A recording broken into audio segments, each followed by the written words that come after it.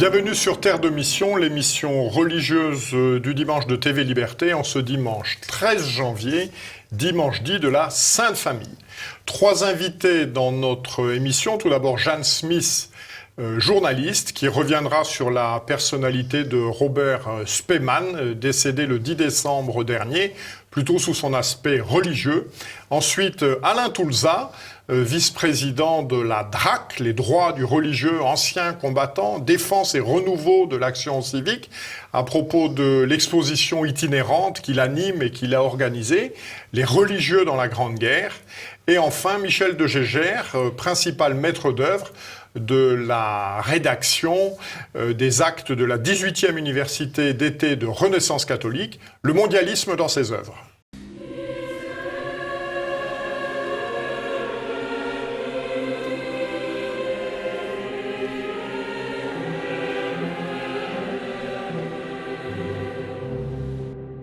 Bonjour Jeanne. Bonjour Jean-Pierre.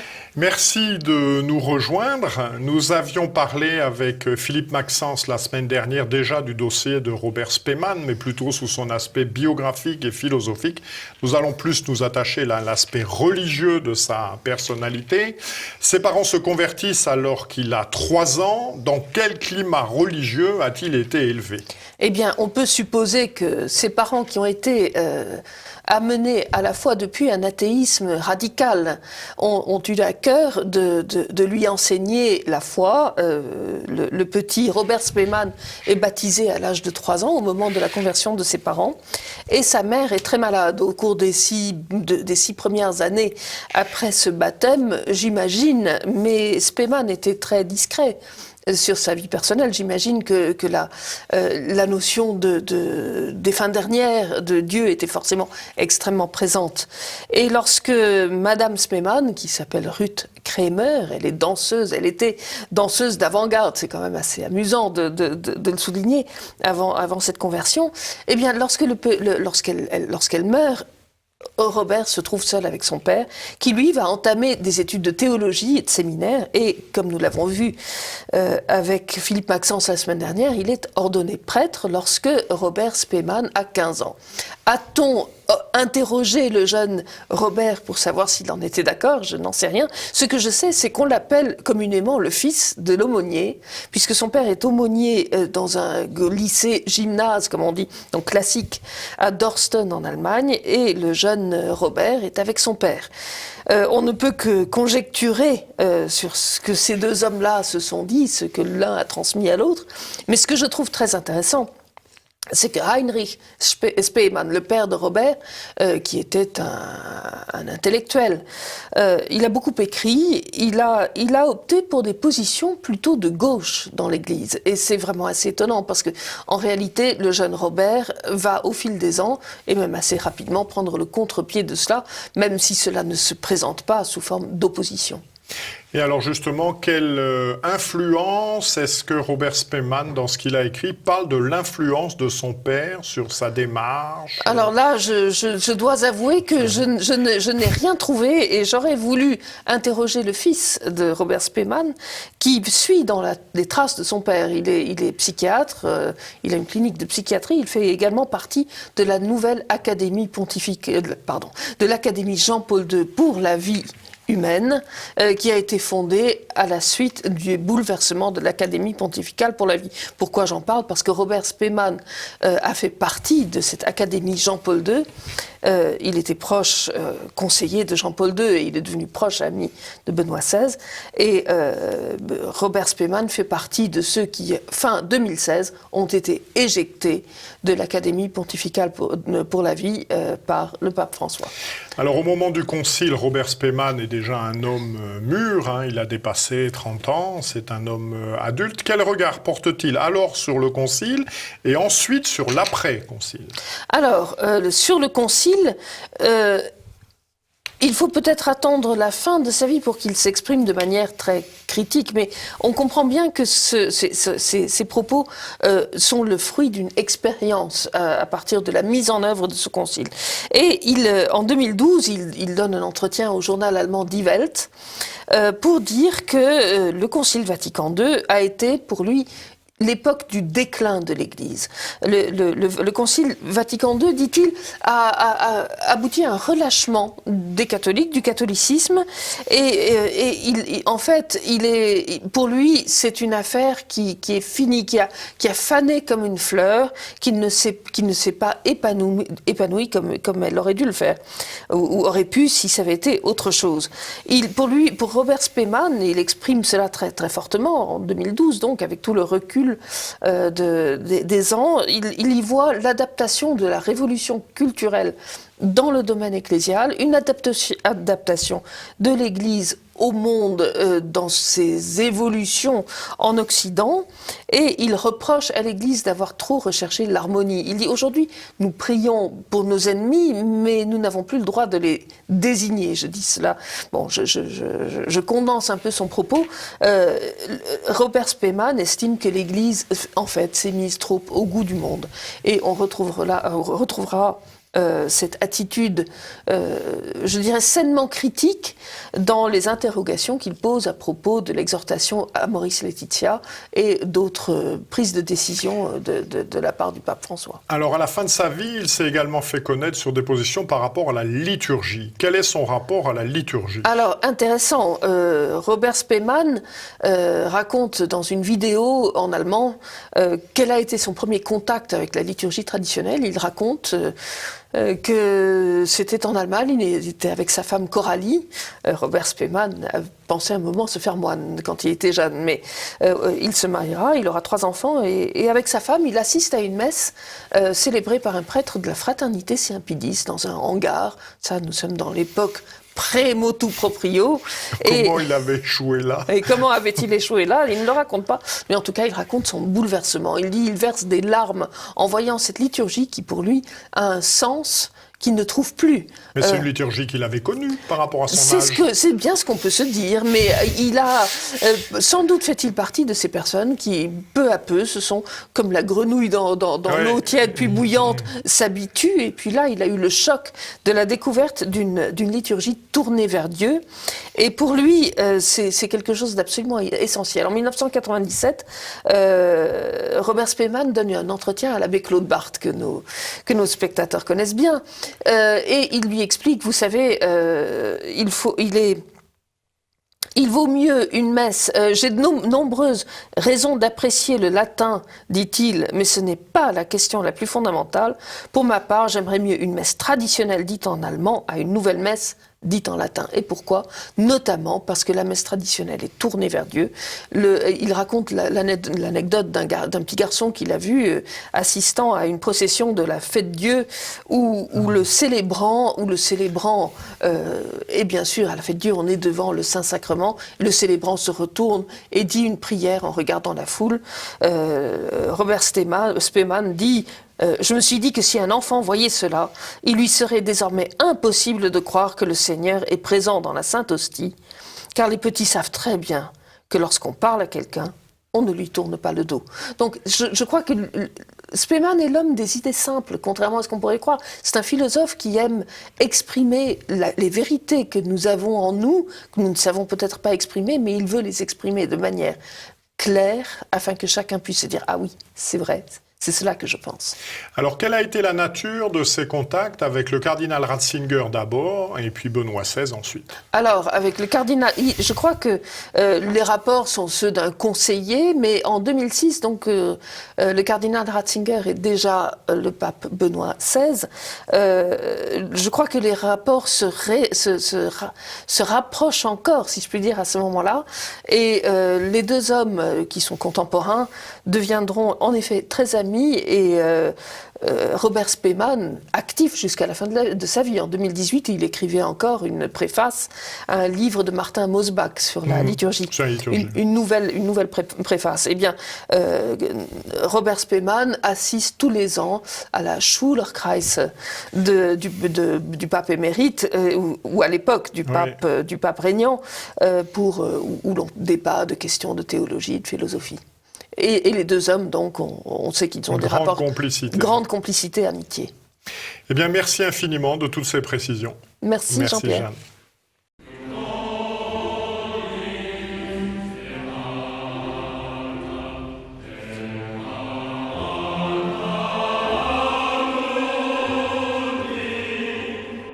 Bonjour Alain Toulza. Bonjour. Merci de nous rejoindre. Vous êtes vice-président de la DRAC. Donc la DRAC, c'est à la fois droit du religieux ancien combattant et défense et renouveau de l'action civique. Vous avez publié il y a 3 ans un ouvrage passionnant et merveilleusement bien illustré, animé de beaucoup de piété, La Grande Guerre des Hommes de Dieu, héros des tranchées entre persécution et union sacrée. Ce sont les religieux pendant la guerre de 14. Et depuis cette date, vous êtes le propagandiste d'une exposition en 12 tableaux sur la Grande Guerre des Hommes de Dieu. En quoi consiste cette exposition ? C'est une sorte de condensé de l'ouvrage, La Grande Guerre des Hommes de Dieu, donc, dont les textes et les illustrations sont tirés, bien entendu. Je ne peux pas en dire plus sur ce plan-là. C'est une extension. Ce n'est pas une extension, évidemment. C'est un résumé, mais je crois qu'il est assez quand même élaboré. Consistant. Ouais. Vous avez été donc le maître d'œuvre de cette exposition, de cet ouvrage. Y a-t-il eu d'autres contributeurs ou Oui. Je vous remercie de poser cette question parce que ça me permet de remercier en particulier 3 personnes. Pierre Gouarin, qui est d'ailleurs le trésorier de DRAC, et qui est un graphiste maquettiste. C'est un travail remarquable qu'il a fait. Je dois dire que, disons, le succès de cet ouvrage est dû en grande partie, je pense, à la mise en œuvre. Oui, c'est très agréable, très bien illustré. C'est lui d'ailleurs qui a également réalisé la maquette des panneaux de l'exposition et qui a réalisé aussi le site web de DRAC. Puis Brigitte Guignot, qui est conservateur en chef du patrimoine, et Anne Bricler, archiviste, qui ont toutes deux fortement contribué à fournir les illustrations en particulier. Et ça a été là aussi un travail très prodigieux parce que nous avons eu des photos, enfin, des illustrations qui étaient totalement inédites. Alors quel est le plan de ces 12 tableaux ? Alors, disons qu'on peut situer en 6 parties qui sont d'égale importance. Un premier panneau qui rappelle la persécution de l'Église dans les années précédant la Grande Guerre. Les 2 autres panneaux donnent la réponse à cette persécution à travers l'appel à l'union sacrée qu'a lancé le président de la République à l'époque. L'engagement donc des religieux qui est une réponse à cette union sacrée. Malgré les problèmes que peut poser à des religieux le fait de prendre des armes en particulier. Les 3 autres panneaux qui donnent une dimension sur le terrain de cet engagement à travers les différentes intégrations, aumôniers, combattants, brancardiers, infirmiers, et puis un 7e panneau réservé aux religieuses aussi, car elles ont eu une action remarquable qu'on a trop facilement passé sous silence dans les mémoires sur la Grande Guerre de 14-18. Et puis 3 autres panneaux, ou 4 autres, oui, de 8 à 11, qui situent le retour de flamme, si j'ose dire. La persécution a repris après la Grande Guerre, et il y a eu même pendant la guerre ce qu'on appelait la rumeur infâme, et après la guerre, eh bien, le nouveau président du cartel des gauches qui est revenu au pouvoir. Donc en 1924. Voilà, en 1924. Après la Chambre bleue horizon. Exactement, a voulu donner, disons, une véritable leçon définitive aux religieux en exigeant leur retour dans les pays où ils avaient été expulsés avant la guerre.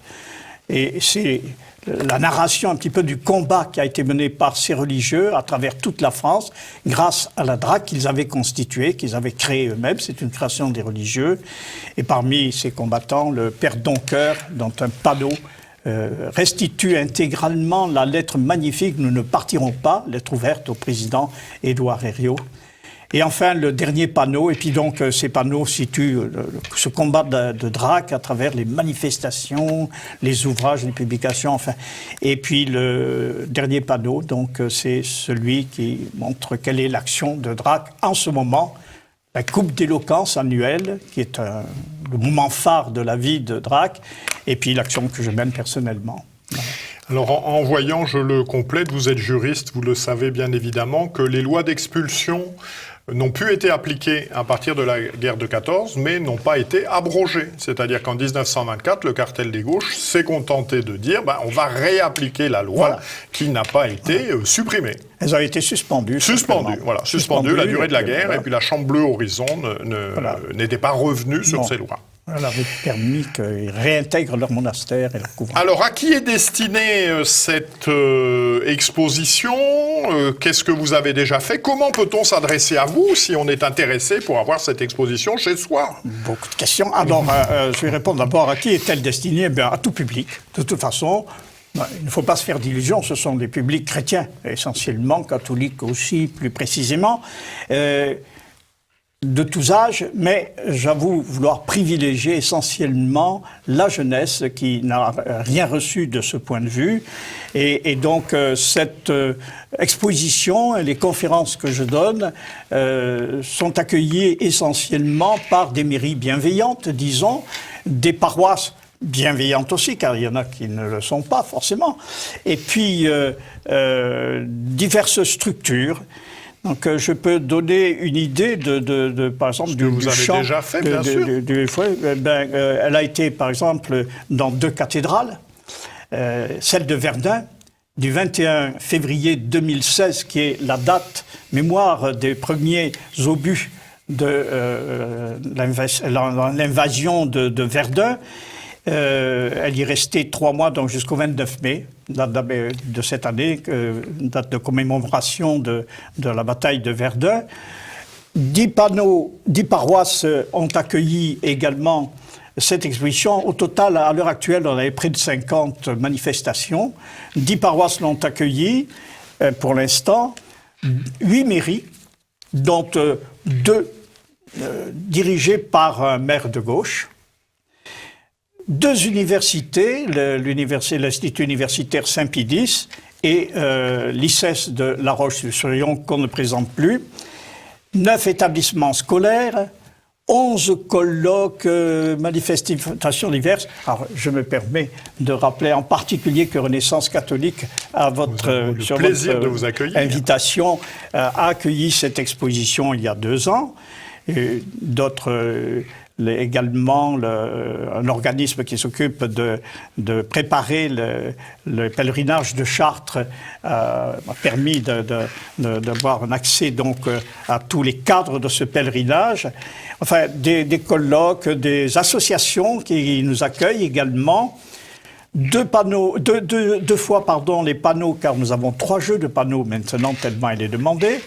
Nous avons un panneau qui est allé à Lourdes, par 2 fois, un jeu de panneaux pour le pèlerinage militaire international il y a 2 ans, août, oui. Et cette année pour la réunion de tous les supérieurs majeurs des congrégations et ordres religieux, la COREF. 1 fois à Paris-le-Monial également pour les aumôniers militaires, pour une grande réunion qu'avait demandé à l'époque Monseigneur Ravel pour les aumôniers militaires. Et puis donc de nombreux collège surtout. Alors concrètement, comment vous joindre? Y a-t-il une adresse internet? Alors nous avons une adresse mail. Pour ceux qui veulent nous demander l'exposition, la conférence, c'est drac75006@yahoo.fr. Le téléphone, le 01 43 26 01 50, et notre site, tout simplement, qui est magnifiquement organisé aussi par notre ami Guarin, www, bien sûr, drac1-ligue.org. L'adresse postale, pour ceux que ça peut intéresser, c'est le 8 bis rue Vavin, 75 006 Paris. Merci beaucoup, cher ami, et nous vous souhaitons de fructueuses pérégrinations. Je vous remercie de m'avoir invité.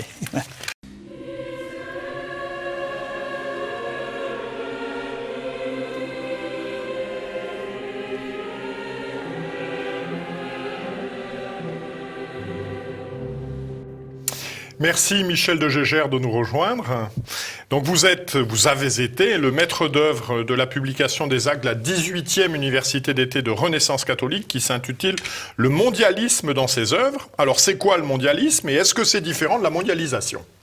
Alors le mondialisme, pour le définir très simplement, eh bien c'est l'utopie qui voudrait l'institution d'un gouvernement mondial, l'effacement des nations au profit d'un seul grand gouvernement régissant toute la planète et qu'on mettrait en place au nom eh bien, de la nécessité de gérer un certain nombre de phénomènes qui sont transnationaux. On cite toujours par exemple l'écologie.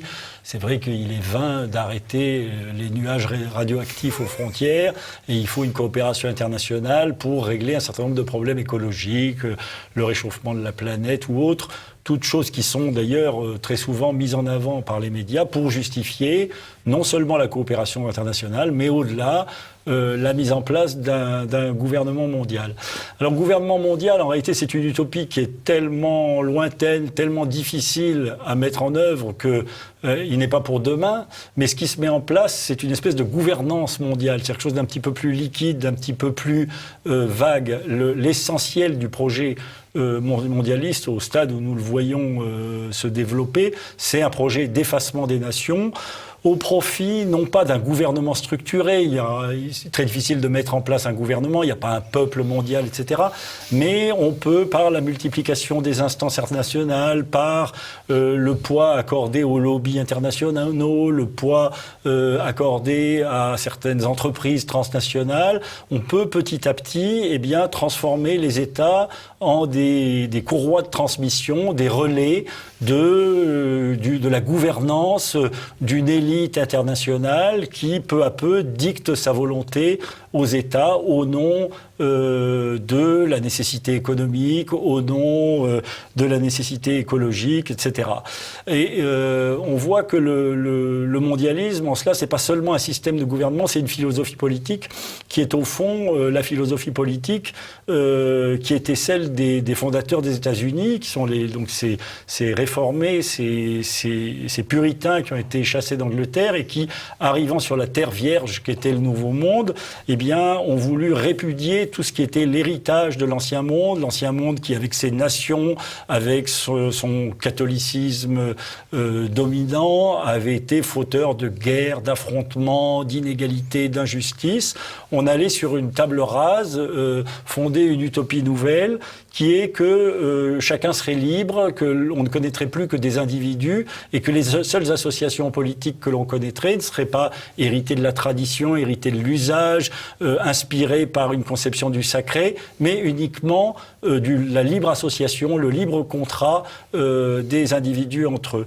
Eh bien, le mondialisme, c'est un petit peu le prolongement de ce projet américain, c'est de transformer toute la Terre en une table rase, en arasant les nations, en faisant disparaître les nations, pour n'avoir face à face que cette gouvernance mondiale et d'autre part des individus.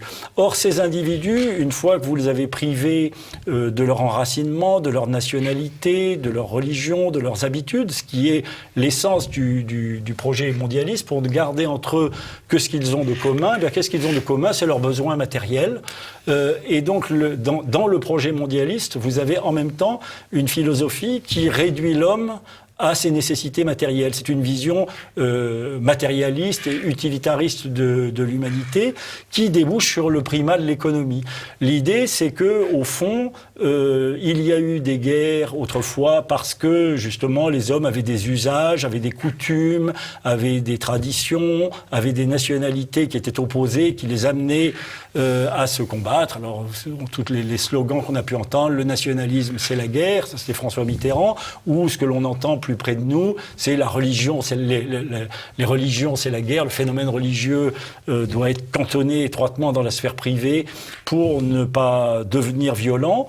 Et donc, à ce monde animé par ces passions mauvaises, ces passions tristes, dirait Emmanuel Macron, eh bien, on va substituer un monde où, au fond, la prospérité mettra fin à la guerre, car par le progrès des techniques, on arrivera à améliorer indéfiniment les conditions matérielles de la vie, et par cette amélioration, eh bien, on créera une humanité apaisée. Alors vous voyez que ce projet est tout à fait différent. Enfin, il dépasse de très loin la mondialisation. La mondialisation, c'est un phénomène qu'on peut observer, c'est que le progrès des techniques et des déplacements fait que le monde est déjà depuis la découverte de l'Amérique, les grandes découvertes, et puis avec évidemment l'aviation, avec le développement des déplacements à grande vitesse, avec Internet qui permet à l'information de circuler autour de la planète de façon instantanée, eh bien évidemment il y a des interconnexions à l'intérieur de la planète qui sont beaucoup plus fortes qu'autrefois. Ça, c'est un fait, c'est la mondialisation.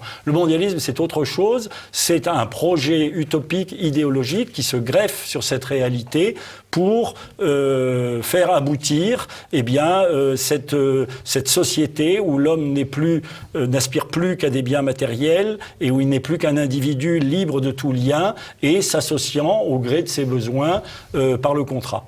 Alors, votre conférence s'intitule « Sous les ailes de l'aigle ». Alors, que se passe-t-il sous les ailes de l'aigle et quel est le rapport avec le mondialisme ? Parce que vous savez, le mondialisme, justement, se part, si vous voulez, de nos habitudes. Nous, depuis la Grèce antique, nous vivons en cité, nous vivons en État, nous vivons en nation. Et donc, pour justifier cet effacement historique des nations qui est nécessaire au projet mondialiste, eh bien, on a recours à des précédents prestigieux. Et on dit, par exemple, l'Empire romain, c'était déjà un mondialisme puisque c'était l'unité de tout le monde connu.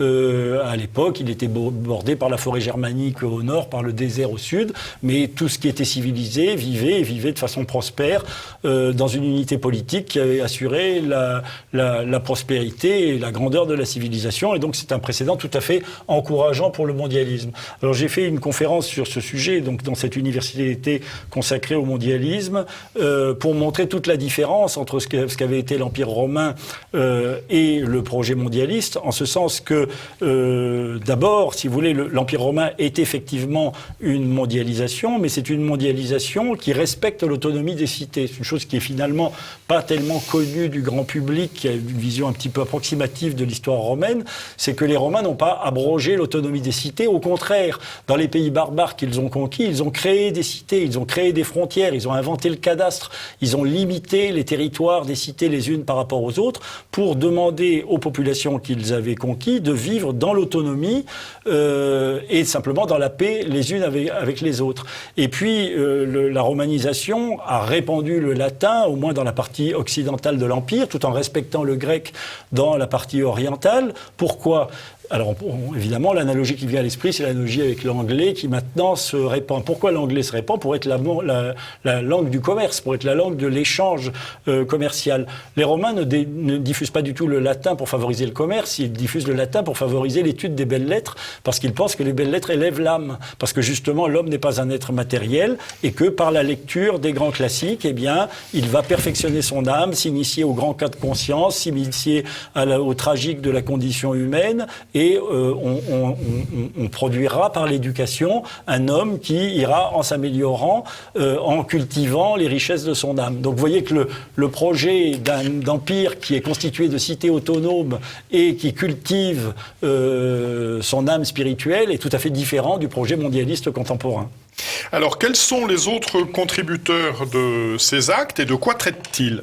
Alors, on a essayé dans ce livre, donc qui est le résultat d'une université, mais de traiter le mondialisme sous tous ses aspects.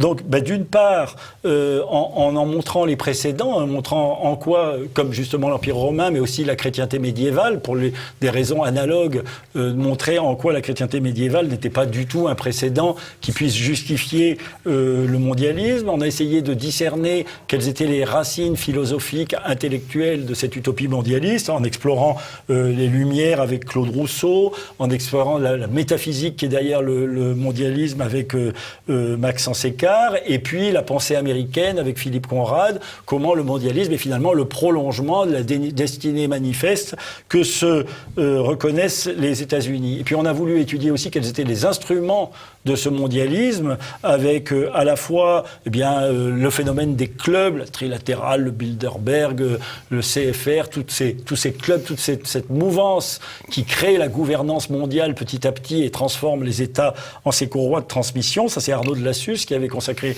une conférence à cette question. Et puis, pour préparer ce mondialisme, eh bien, il y a le brassage des peuples qui est nécessaire, avec l'immigration qui nous est imposée au nom de l'antiracisme, qui nous empêche de lutter contre. Ça, c'était une conférence de Jean-Yves Le Gallou, avec le libéralisme économique tel qu'il est conçu aujourd'hui à grande échelle, avec le culte du libre-échange.